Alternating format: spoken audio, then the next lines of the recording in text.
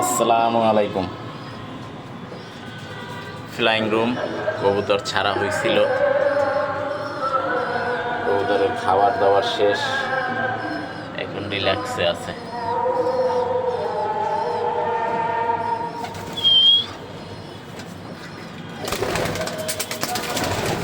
এই হইল সেই কিটেল বাচ্চা, আমার এক বড় ভাইয়ের, ফয়সাল ভাই।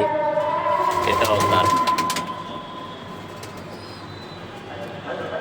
আমাকে কিছু কবুতর দিছে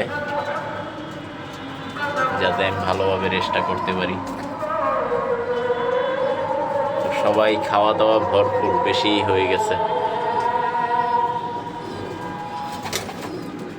এটা হইল প্রথম রুম, আর একটা রুম আছে, এখানে এখনো পশম আছে। এইটা আর একটা রুম, এই একটা, এই দুইটারে ম্যাপিং চলতে আছে।